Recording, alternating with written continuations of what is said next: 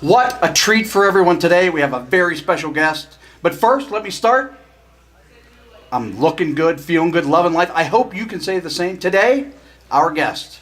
He is a wrestler, a trainer, and a Ring of Honor. Let me say it right. Top Prospect Tournament. You know, that is kind of a tongue twister, I will admit. He is the heir apparent, Chris Lerusso. Chris, how are you today? Always good to be here. Thank you very much. I appreciate this. So let's jump right into it. Okay. Our first question. Okay. How did the love of wrestling start for you? I can't remember a time where I was not a wrestling fan. A lot of times, people say they remember a match or a moment, and I just remember wrestling was always a part of my life. One of my earliest memories from childhood is every Saturday morning, after Saturday morning cartoons, WWF Superstars comes on Fox 8, and that was something that me and my dad kind of shared for my earliest memories is me and my dad watching wrestling together. And I was immediately captivated by The Ultimate Warrior, by Hulk Hogan, and larger-than-life characters like that. And especially as a 6-year-old kid, and my mother wondering why I'm running around the house going like this for seemingly no reason, she thought I had lost my mind, but it was pro wrestling. And those are some of my earliest memories. I remember the first pay-per-view I ever saw was the Royal Rumble before WrestleMania 6, because that was the Royal Rumble where Hogan and the Warrior were one-on-one. And I remember after that moment telling my dad, we have to get WrestleMania. We have to get WrestleMania because I have to know what happens here. And just from there, it kind of, that spark never really left. So. Did you have a favorite growing up? The Ultimate Warrior was my favorite growing up. And again, his how colorful and how intense and how dynamic he was. You know, knowing now what I know about professional wrestling, you kind of go through the phase like, oh, I was into the Ultimate Warrior, but I've kind of come full circle and started to appreciate just what his personality and his energy and his presence and sort of the intangibles. Completely. I've come full circle on him and appreciate the entertainment that I got from the Ultimate Warrior. And then as time went on, the favorites sort of changed through the years. As you can probably attest, there was a period of time in my late teens where I was very into Rob Van Dam, to the degree that some of my early work was I'll say heavily influenced, and that's being generous, by Rob Van Dam. And then as time goes on, I don't know that I have a favorite today. I'm kind of learning to appreciate all the different flavors of ice cream. Okay, so let's move forward a few years. Okay.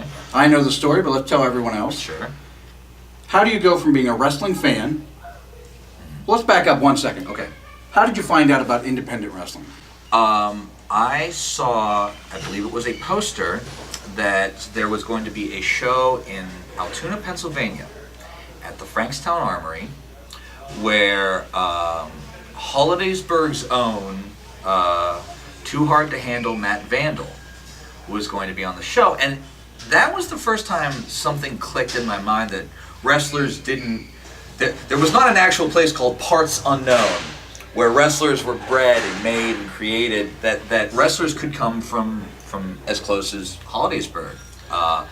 And I remember that point really kind of struck me that, wow, someone from Hollidaysburg's a wrestler? Huh. And I kind of looked more into it, and that, of course, was a show, a KCW show. And I remember the main event being... I remember two things from that show. I remember, number one, the main event where Matt Vandal wrestled Dr. Feelgood in the main event. And I just remember it being crazy because I was so close to things that I'd only seen on television before. And I remember a moment where a wrestler named Sebastian came out of the, I don't even know, was it a balcony or a It was high. It was very high. Very high, and splashed on Zubov through a table.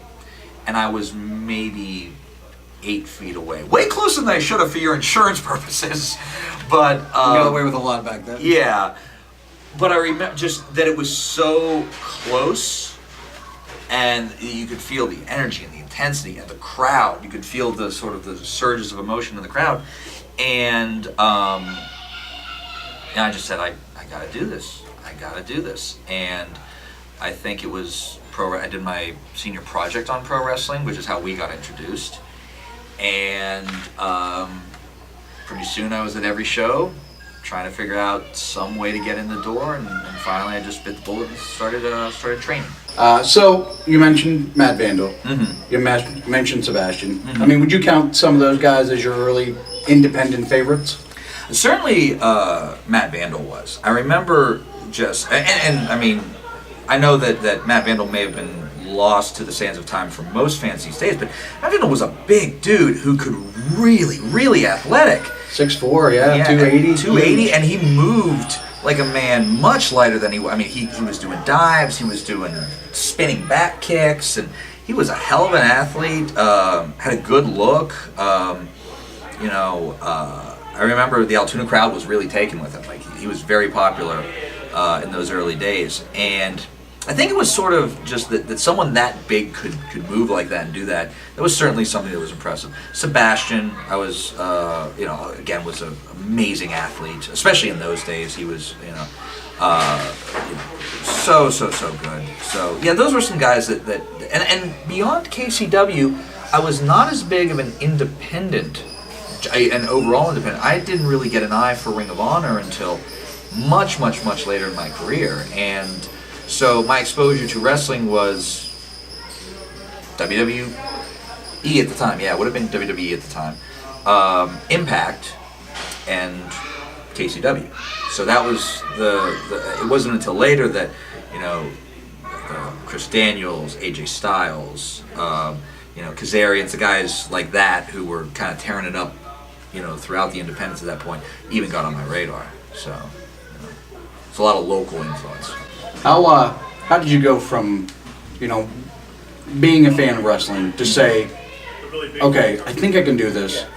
How did you make that jump? How did you make the decision to say, I want to start training at this? I think it was a situation where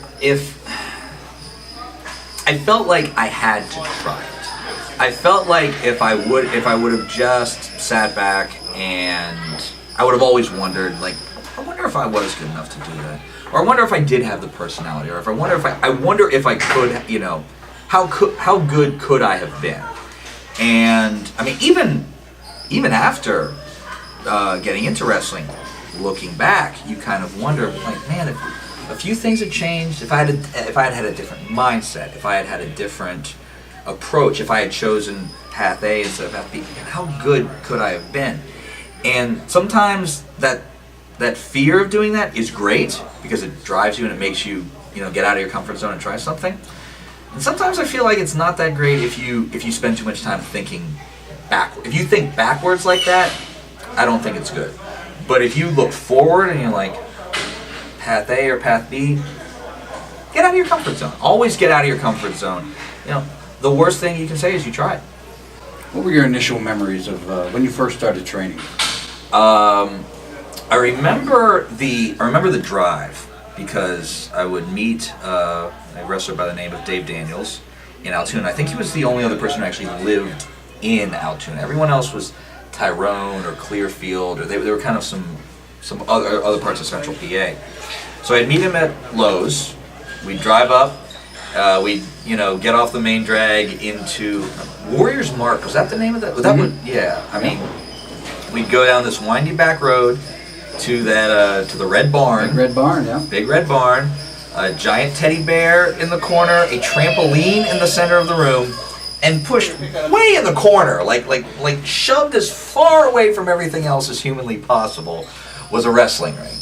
And sort of a wrestling ring. It had ropes and it had ropes and posts. And, sure. Yeah. It was canvas. Yes. It had all the elements of a wrestling ring. And I remember, I couldn't wait to get back. I couldn't wait for the next class, and whether it was one where I was, getting the crap kicked out of me, or if it was something where things were starting to click, I couldn't wait to get to the next class. I couldn't wait and that's kind of when I knew I think I was I was going to be around this in some form or fashion for quite some time. Do you think there was a specific, maybe more than one thing that you think you sort of struggled with early on? Yeah, I wasn't comfortable with who I was. I was okay with the raw mechanics, but I think one of the things that really hinders people in wrestling, in my opinion, is that before you can be comfortable being something else, you have to be comfortable with yourself. I think a lot of people get into wrestling and try to hide who they are, and instead, project this fantasy, idealized version of who they would like to be or what they would want to be. But it's not them. It may be something they want to be or something that they think they are, but it's not them. And I wasn't comfortable. I mean, again, my first offering to the wrestling business was a watered down Rob Van Dam wannabe. And yeah, I could do a frog splash and I could throw the kicks, but that wasn't Chris Lerusso. That wasn't. And over time, it wasn't until I started getting really comfortable with who I was as a person that I started getting much better in the ring. And, okay. Yeah.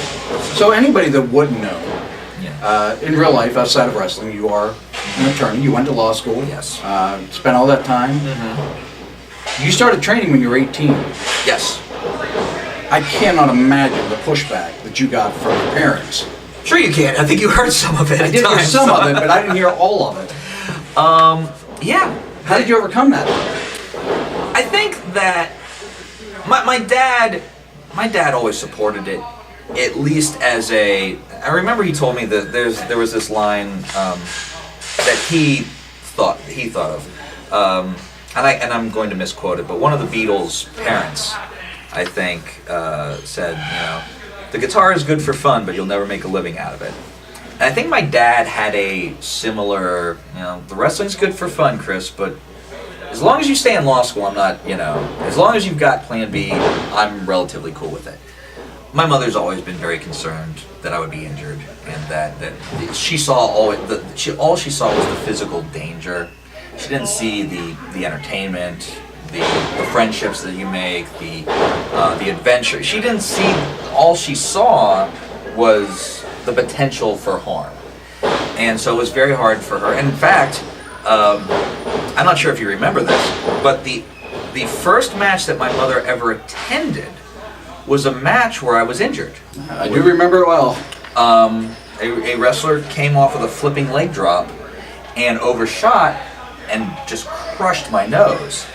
And so my mother's first exposure to it was driving me to the emergency room while I'm trying to hold the blood from going down my chest, and she couldn't get over that hang up from that point on. So she accepts it now, but it took a while. So after a few years of wrestling in Altoona, mm-hmm. you started branching out. I mean, you were already living in Pittsburgh, mm-hmm. so it made sense for you to start wrestling in Western Pennsylvania. Mm-hmm. Did you feel confident? I mean, at that point, were you confident enough in your skills that you felt like you could go anywhere and work with anybody at that point, or hadn't that come yet? I think that I originally, I'm not sure. I don't know that I'm still confident that I could work with anybody, but I feel that at that point, I wanted to try something different. I wanted to see. I wanted to see what I was capable of in different situations, and I think one of the things that helped is my initial breakaway into Western PA was through people I had already known. Chris Taylor, who I had my very first match with at KCW, was at the time a champion at, I think it was PWX at the time. It may have been NWA East. It is the company that is now known as Fight Society. But he was the champion there. And I knew I could have good matches with him. And that was a major, weight off my shoulder. I knew I could work with him. So if I can work with him, and I can put my best foot forward, maybe from there good things can happen. And he was the first person I wrestled when I went there, and I stayed with them in some form or fashion for several years after that. So it worked out. It worked out okay. Okay. So going to start getting a little more fun now. Okay. Or more awful, depending on how you look at it. Sure. Everybody, me first and foremost in line, have critics. Sure. People that don't like us. If you were to think about the people that criticize you, anonymous people, or maybe even people that'll say it to your face, what are some of the things they'd say about you? I think they'd say that I'm not as good as I say I am. I think they'd say that I am more. I am more. There isn't much substance to the actual match. I think some people would say that the reason I got my opportunities was because I decided to pay money for Ring of Honor and Evolve tryouts, and that Ring of Honor, in essence, would have never used me had I not, or Ring of Honor would have not used me had I not put down the money for the tryout. And that initial criticism is fair. Had I not paid that money, and had I not gone to that camp, and had I not had the FaceTime with Delirious, and with Kevin Kelly, and with Roddy Strong, Jay Lethal, the people who had some influence, Bob Evans, who's gone on to become a very good friend of mine, no, I probably would have never gotten into Ring of Honor. However, something that kind of also makes me feel confident is that it wasn't 1, and it wasn't 2, and it wasn't 3, and it wasn't 4, and we've now reached the point where if it was only because of the money, it's been a pretty good investment, and it was a pretty good investment of my... Can I give you my feedback on that? Sure. I think that unless you're coming directly out of the NFL, or some sort of well-known MMA performer, at this point, how many guys that are on the independent level are going to get noticed by anybody unless they're going to one of these camps? WWE has them all the time. You have to pay to go to these camps, and people get signed from there. So I don't... That particular criticism, and I know I've seen it and I've heard it as well, doesn't make a lot of sense to me. So, yeah, I just don't know. I think that one of the we would like to think that wrestling is purely merit-based. That just the most skilled and the most over will absolutely succeed. But the truth, and sometimes a sad truth, and sometimes it's a very apt truth, is that so much more goes into it. You might be the most skilled, most athletic, most dynamic person in the world, but if you're, unreliable, if you're not someone who people want to be around in the locker room, if you're not someone who will, show up on time and show up in condition to work and will do what else is asked of them, or if you're somebody who is, there's plenty of reasons why all the skill in the world may not be worth someone's time, and you have to sort of be. I think being a good person means a lot more than how good your 450 is in pro wrestling. Just my opinion. I'm going to bring up 2 more things. Sure. Some of the things that I've read and heard over the years. And I, respond to them. One thing I've heard is that you're bland. Have you ever heard this before? Sure. I mean, what would you say to somebody who was... That somebody would actually have the guts to say that to your face? What would you say?